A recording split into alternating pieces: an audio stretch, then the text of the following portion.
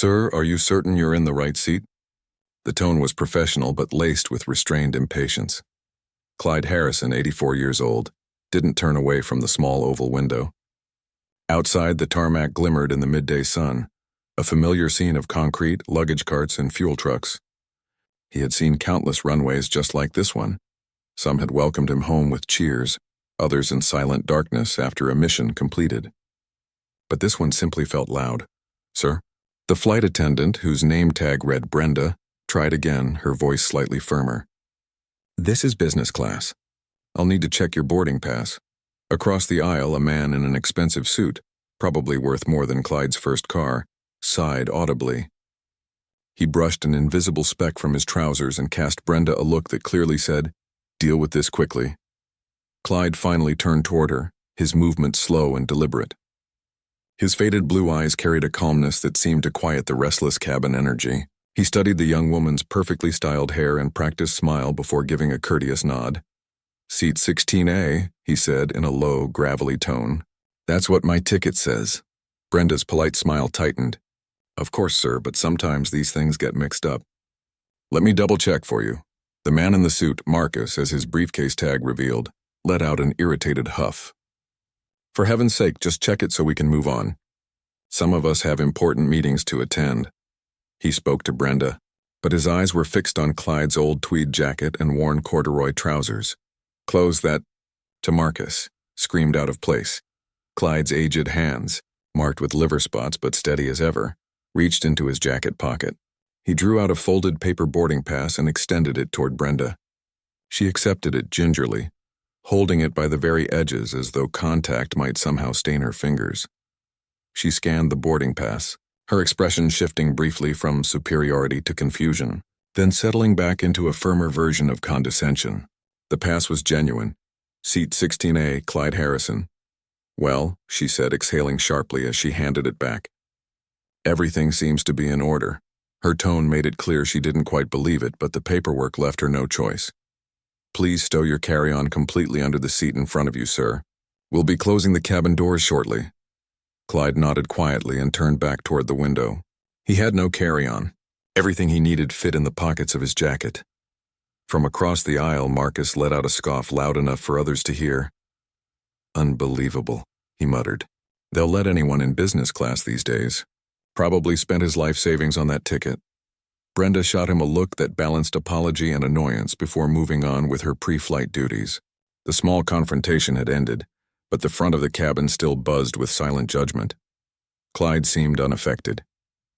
His attention remained fixed on the ground crew. Their precise, synchronized work reminded him of another time, another kind of teamwork. Yet the matter wasn't settled. Feeling supported by the passenger in 17B, Brenda decided to escalate. She returned with the lead flight attendant, a stern-faced woman named Carol. "This is the gentleman, Carol," Brenda said, motioning toward Clyde. "I confirmed his ticket, but, well..." She paused, allowing Carol's eyes to continue the sentence. Carol's gaze swept over Clyde, noting the worn jacket, the scuffed shoes, and the calm, motionless presence of the old man. Her expression tightened. "Sir," she began, her tone sharp with authority, "we've received a complaint from another passenger about a possible seating issue.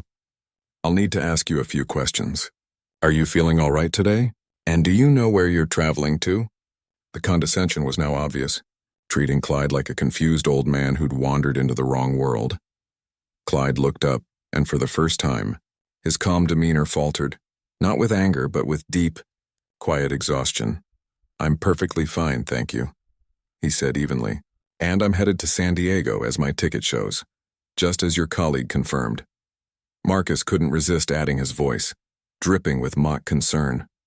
"Look, maybe the old guy's just mixed up. Happens all the time. My grandfather forgets where he is too. Just move him to the back of the plane. We'll all be better off."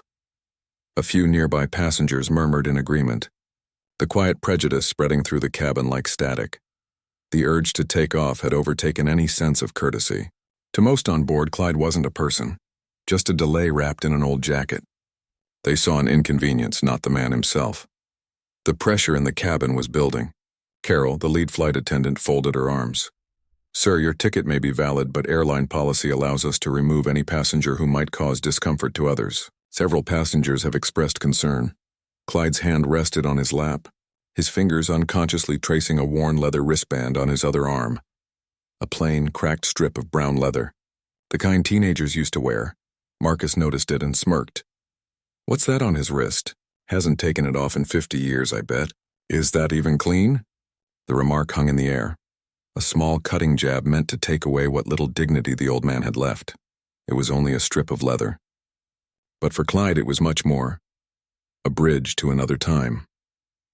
For an instant the quiet, conditioned air of the cabin disappeared. The faint hum of the plane transformed into the roar of an F-4 Phantom II launching off a runway in Da Nang. The sharp tang of jet fuel filled his memory. A young man with confident eyes and a fearless grin, Danny Deacon Miller, leaned against the cockpit, strapping an identical leather band onto a younger Clyde's wrist. Danny's own was already fastened. "One for the road, Spectre," he had shouted over the engine noise. "So you always know which way's up, and what brings you home." The flashback struck Clyde like a jolt, then vanished, leaving him once again in seat 16A, surrounded by business-class comfort and the weight of years. He looked down at the bracelet.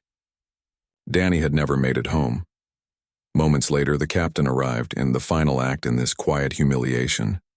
Summoned by Carol, Captain Evans made his way down the aisle, crisp white shirt and gold epaulets marking his authority. Young but composed, his expression was all business as he listened to Carol and Brenda describe the situation, portraying Clyde as a confused, possibly disruptive passenger. Marcus chimed in eagerly, complaining about delays and the inconvenience to premium travelers. A few rows back, a young man named Ben had been watching the entire exchange uneasy. He was an aviation enthusiast heading to an air show, and something about Clyde didn't fit the picture being painted. The man's posture, his calm eyes, the quiet discipline in his demeanor. This wasn't confusion. It was composure. The kind Ben had only read about in books on test pilots and astronauts. Now Captain Evans stood before Clyde. "Sir, I'm Captain Evans. It seems we have a problem." It was clear where this was heading, and they intended to remove him. Ben acted quickly. The cabin doors were still open. He pulled out his phone and texted his friend Jake, an air traffic controller. "Jake, you won't believe this. I'm on Flight 732, Gate C-26 at JFK. There's an old man, Clyde Harrison, maybe in his 80s. The crew and some passenger are giving him a hard time, trying to get him off the plane. Something's not right. Can you check that name fast?" He hit send, pulse racing. Up front, Captain Evans leaned closer, voice calm but insistent. "Sir, please be reasonable. We need to keep the flight on schedule." Clyde looked up, at the captain, at the attendants, at Marcus's smug expression, and at the passengers watching with a mix of curiosity and irritation. Clyde let out a slow, weary sigh and reached for his seatbelt buckle. It seemed the argument was finally over. Meanwhile, at the New York TRACON facility in Long Island, air traffic controller Jake Miller glanced at a message from his friend Ben and sighed. A passenger dispute, nothing unusual. Still, Ben wasn't known for exaggerating. Out of curiosity, during a quiet moment in the shift, Jake entered the name Clyde Harrison into the integrated FAA and federal personnel database. The system produced dozens of hits. Clyde Harrison, dentist from Poughkeepsie. Clyde Harrison, retired postal worker from Queens. Nothing significant. Jake was about to text Ben back with a shrug when another message came in. "He's wearing an old leather wristband. They're mocking him for it. He keeps touching it. I think I heard him say a word. Spectre or something. Sounded like a name. That caught Jake's attention. He added Spectre to the search query. For a moment the screen remained blank. Then it flashed red. A single classified file appeared, marked with a deep crimson seal and tagged Eyes Only. Level 7 clearance. Jake froze. He had only seen that level of clearance in training simulations. Just then, his supervisor, Colonel Peterson, a stern former Air Force officer, walked past. He noticed the red alert on Jake's monitor and stopped immediately. "What's that, Miller?"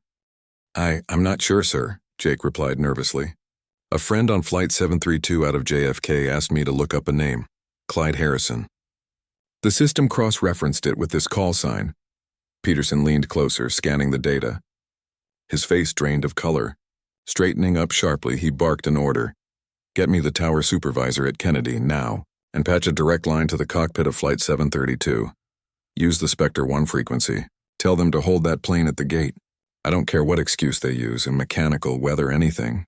That aircraft doesn't move. Back aboard Flight 732, Clyde Harrison had just unbuckled his seatbelt. The metallic click broke the tense silence. He rested his hands on the armrests, ready to stand. He wouldn't argue or create a scene. He'd faced far worse than the judgment of a flight crew and a self-important businessman. Captain Evans gave a brief nod of relief. Thank you for your cooperation, sir. Someone will meet you at the gate to arrange another flight. Marcus leaned back with a smug grin. Finally, he muttered, folding his arms. Brenda exchanged a satisfied look with Carol, a small self-congratulatory smile between them. In their minds, order had been restored to business class. But just as Clyde began to rise, the cockpit door flew open. The first officer stood there, pale and shaken, holding a radio headset. Captain, he said quietly, you need to take this. It's NORAD. Captain Evans froze. NORAD, the North American Aerospace Defense Command, had no reason to contact a commercial flight. Are you sure? He asked. They're on a priority military channel, sir. They say the call concerns Spectre. The word landed like a shockwave. Evans glanced at Clyde, who had calmly settled back into his seat, expression unreadable. A sense of unease rippled through the cabin. This was no longer a simple misunderstanding. Evans hurried into the cockpit and closed the door behind him. The cabin buzzed with whispered questions and uneasy glances. Marcus's smugness had vanished, replaced with visible confusion. Brenda and Carol exchanged worried looks. After what felt like forever, the cockpit door opened again. Captain Evans emerged, visibly shaken, his earlier composure gone. His face was pale, his posture rigid. Without a word to anyone, he walked down the aisle, eyes fixed on one person. He stopped in front of seat 16A, swallowed hard, and spoke clearly, his voice carrying through the cabin. Colonel Harrison, sir, on behalf of my crew, I extend our deepest and most sincere apologies. A serious mistake has been made. He turned to the intercom and lifted the handset, his voice trembling but full of respect. Ladies and gentlemen, this is your captain speaking. I want to apologize for the delay in our departure. The cause was a failure on our part. A failure to recognize the presence of a true American hero on board this aircraft. A murmur spread through the cabin. Evans continued, voice steadying. Seated among us in seat 16A is a man who served this nation with a level of courage few can imagine. Please join me in recognizing retired Air Force Colonel Clyde Harrison, a man who flew over 250 combat missions, a recipient of the Air Force Cross, Silver Star, multiple distinguished flying crosses, and the Purple Heart, a man known by a single name, one that struck fear into his enemies and deep respect among his allies. The captain took a steady breath. His call sign was Spectre. The name fell over the cabin like a shockwave. In the back, young Ben gasped. He recognized it instantly, every aviation enthusiast did. Spectre was a legend, a ghost story whispered among pilots, the man who accepted impossible missions, flying into darkness and always coming back. Right on cue, a deep, powerful rumble began to build outside the plane. It wasn't the sound of a commercial jet. It was heavier, sharper, an unmistakable thunder that vibrated through the fuselage. Passengers seated on the left gasped and pointed toward the windows. Captain Evans gestured toward them, his voice thick with emotion. As a small token of respect, he said, "We've been informed that we'll have a special escort for the first leg of our journey." The aircraft began to taxi away from the gate. Moments later, just off the left wing came a sight of breathtaking power, a sleek F-35 Lightning II, the world's most advanced fighter jet. Its matte gray frame seemed to absorb the sunlight, gliding in flawless formation. Then another appeared on the right, matching its twin perfectly, a stunning display of aerial precision. Passengers scrambled for their phones, faces pressed to the glass. The cabin that had once been filled with quiet judgment now buzzed with awe and disbelief. In the cockpit of the F-35 nearest Clyde's seat, the pilot turned his helmeted head toward the passenger window. Slowly, deliberately, he raised a gloved hand in a crisp salute. Then, through the cabin's intercom, a new voice crackled, clear, young, and filled with reverence.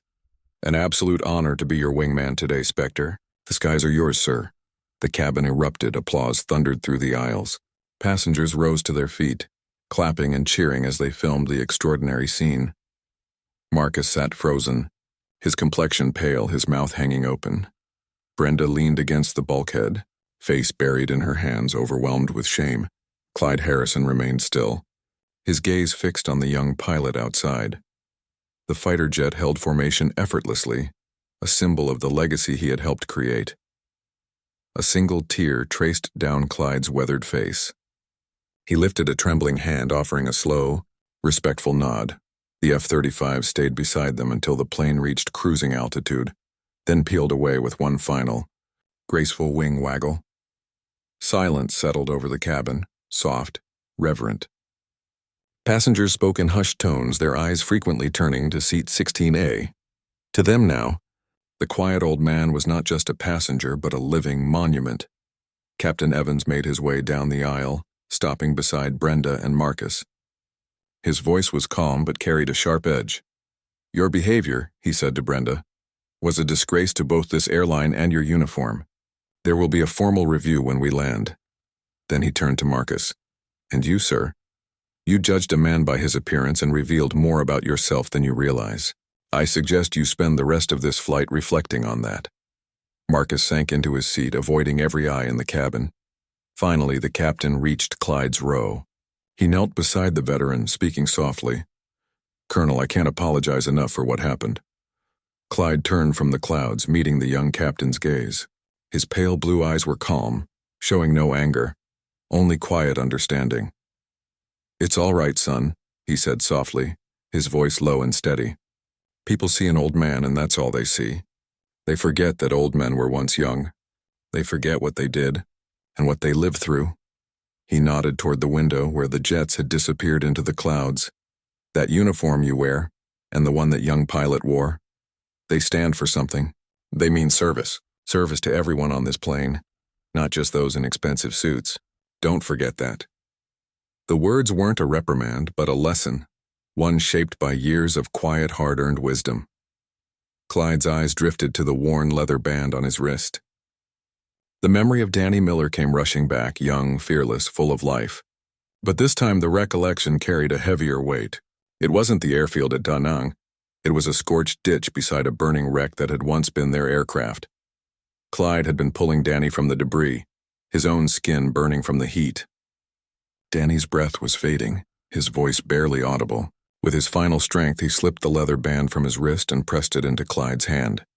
"Wear it for both of us, Spectre," he had whispered, his eyes reflecting the sky he'd never fly in again. "Bring us home." By the time Flight 732 landed in San Diego, the story had already gone viral. Videos of the F-35 escort, the captain's speech, and the stunned faces of Brenda and Marcus were everywhere online. The airline, facing intense public backlash, issued a formal apology to Colonel Clyde Harrison and announced a new mandatory training program for all staff developed in partnership with a veterans advocacy group focused on dignity and respect for all passengers, especially the elderly and former service members. Marcus's company, whose logo appeared clearly in several viral clips, also released a statement condemning his conduct and placed him on indefinite leave. Weeks later, Clyde sat in his usual booth at a small, quiet diner near his home, a place where he could read the paper and watch the world move at its own pace. A woman approached his table, hesitant and nervous. It was Brenda, the flight attendant. She wore a simple blouse and jeans now, no uniform, no makeup. She looked younger and deeply remorseful. "Colonel Harrison," she began softly, "I hope I'm not bothering you. I just wanted to apologize in person. What I did was inexcusable. I was wrong." Tears welled in her eyes. "I've joined the new training program. I'm listening. I'm trying to do better." Clyde lowered his newspaper and motioned to the empty seat across from him. "Sit down," he said kindly. She did. He didn't scold her. He didn't remind her of her mistakes. Instead, he told her a story about a young pilot named Danny Deacon Miller and a promise made amid smoke, fire, and loss. He spoke of the leather bracelet, of brotherhood, and of carrying memories that never fade. He shared a piece of his pain, not to make her feel worse, but to help her understand that every person carries a story, one that deserves respect. When he finished, Brenda sat quietly, tears streaming down her face. Clyde simply pushed the napkin holder toward her. "Forgiveness is the first step," he said softly. "For you. And for me." As she left, the burden she carried seemed lighter. Clyde turned back to the window and took a slow sip of his coffee. Outside, a jet traced a white streak across the clear blue sky. He watched it until it was just a faint silver speck on the horizon. And then, Clyde Harrison, Spectre, smiled. Because the quiet heroes still walk among us every day. If Colonel Harrison's story touched you, like this video, share it to honor our veterans, and subscribe to Veteran Valor for more stories of courage and character.